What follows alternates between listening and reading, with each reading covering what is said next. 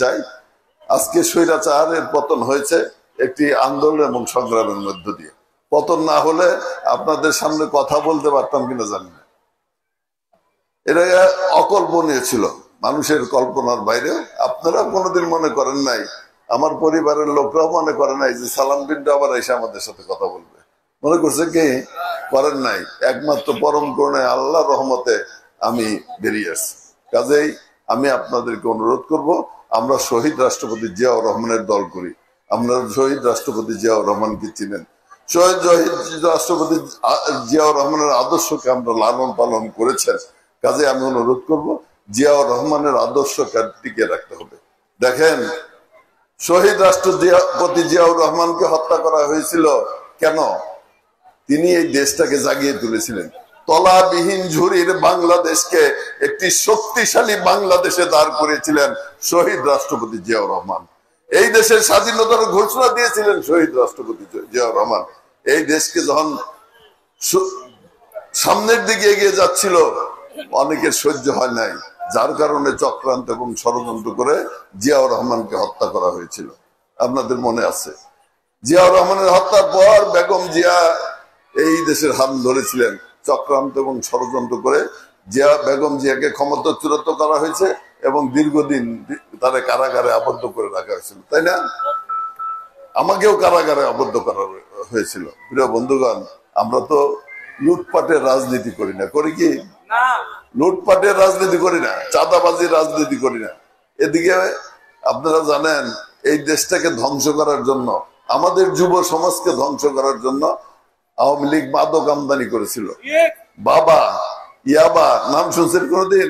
আগে কিন্তু শুনি নাই, আমরা শুনলাম ফ্যান্সি ডিল, মানে অনেকে ডাইল কয় না, এই নিয়ে আমদানি করেছিল। কেন? আমাদের যুব সমাজকে ধ্বংস করার জন্য, আমাদের ছাত্র সমাজকে ধ্বংস করার জন্য। আমাদের যুব সমাজকে আমাদের গড়ে তুলতে হবে। আমরা কেউ প্রত্যেকে কি এমপি মন্ত্রী হবে? আমাদের এই ছাত্ররা কেউ দেশ চালাবে, কেউ ডিসি হবে, কেউ এসপি হবে, কেউ শিক্ষক হবে। আল্লাহ যার ভাগ্যে যা রেখা আছে, কিন্তু আমাদের চেষ্টা করতে হবে। ছাত্রদেরকে অনুরোধ করতে চাই, জিয়াউর রহমান তোমাদেরকে অনেক ভালোবাসত। ছাত্র এবং ছাত্রী ভাই এবং বোনেরা, তোমরা অনেক লেখাপড়ায় মনোনিবেশ করবা, মাদককে না বলবা, মাদককে ধ্বংস করে দেওয়ার জন্য তোমরা কাজ করবা। এই দেশে মাদক বলে আমাদের জন্য হলো বিষ ফোড়া।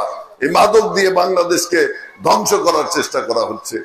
কাজেই এই মাদক থেকে যাতে আমরা রক্ষা পাই, তার জন্য আপনারা চেষ্টা করবেন। আর এখন তো আমরা ক্ষমতায় আসি নাই, ক্ষমতায় আসছি কি? আমাদের কথা এখনো সরকার ওসি সাহেবরা শুনে না। যদি বলে যে এদিকে যান, যায় অন্যদিকে।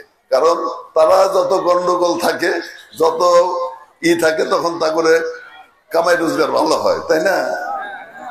সেই জন্য কথা শুনুন না। আমরা আপনাদের কাছে ওয়াদা করতে পারি, বিএনপি যদি ক্ষমতায় আসতে পারে, ইনশাআল্লাহ দেশে আইনের শাসন কায়েম হবে। কোনো চাঁদাবাজি চলবে না, কোনো মাদক চলবে না, কোনো দুর্নীতি চলবে না। যত অন্যায় অত্যাচার হবে সেগুলাকে শিকড় কেটে দেওয়া হবে ইনশাআল্লাহ। কাজেই আপনারা ঐক্যবদ্ধ থাকবেন। দেশ নিয়ে চক্রান্ত হচ্ছে, ষড়যন্ত্র হচ্ছে, এই দেশ নিয়ে চক্রান্ত হচ্ছে, ষড়যন্ত্র হচ্ছে। যেভাবে কি জিয়াউর রহমানকে হত্যা করা হয়েছিল, যেভাবে বেগম জিয়া জেলে আসিল, আমরা জেলে আসিলাম, তারেক রহমান বিদেশে, আজকে তারেক রহমানের বিরুদ্ধে ষড়যন্ত্র, সে বিদেশে, তার বিরুদ্ধে আবল তাবল কথাবার্তা বলা শুরু হচ্ছে। এগুলা কিসের ইঙ্গিত?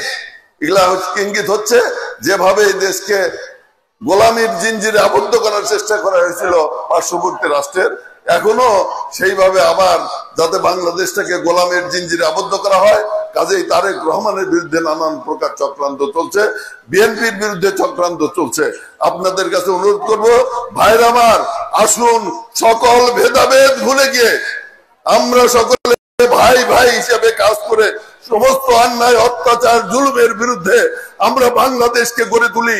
একটি সুন্দর বাংলাদেশ, সুজলা সুফলা শস্য শ্যামলার বাংলাদেশ, যে বাংলাদেশের স্বপ্ন দেখেছিলেন জিয়াউর রহমান। গণতান্ত্রিক বাংলাদেশ। এই দেশের সরকার নির্বাচিত করবে কে? জনগণ।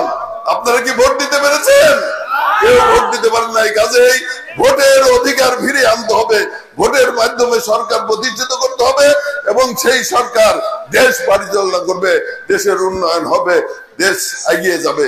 কাজে আপনাদের সমস্ত ষড়যন্ত্র মোকাবেলা করার জন্য সকলকে ঐক্যবদ্ধ থাকার আহ্বান জানিয়ে আপনাদের দীর্ঘ জীবন কামনা করে, সুন্দর জীবন কামনা করে, আমার জন্য যেভাবে দোয়া করেছেন, বিভিন্ন সময়ে নামাজ পড়ে দোয়া করেছেন, তাহাজ্জুদ পড়ে দোয়া করেছেন, দোয়া করবেন যাতে আমি দীর্ঘজীবী হই এবং আল্লাহ তাআলা যাতে আমাদের সুযোগ দেন সমস্ত অন্যায়ের বিরুদ্ধে প্রতিরোধ করে তোলার জন্য, দেশকে গড়ে তোলার জন্য। ইনশাআল্লাহ আমার জীবন শেষ ছিল, এখন যেটুক সময় আছে আমি চাই সমস্ত কিছু বিলীন করে দিয়ে এই দেশের মানুষের সেবা করার জন্য, এই দেশের মানুষের জন্য কাজ করার জন্য। সেই দোয়া করবেন, এই আবেদন জানিয়ে আমি আমার বক্তব্য শেষ করছি। আল্লাহ হাফেজ। বাংলাদেশ জিন্দাবাদ। সকলকে ধন্যবাদ।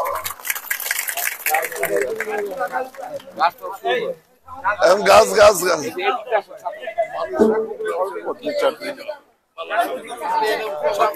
গাছ গাছ গাছ গাছ গাছ কই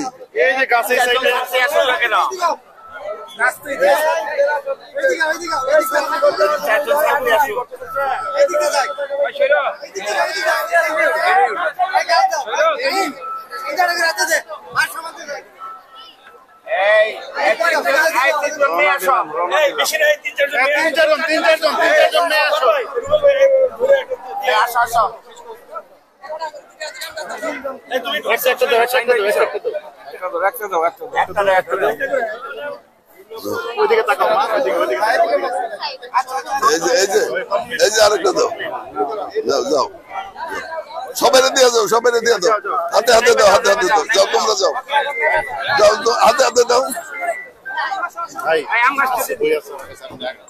হাতে হাতে দিয়ে দাও। আমি যাই ভাইয়েরা, আপনারা গাছ নিয়ে যান, এগুলো থাক, এগুলো থাকে না, সাইকেল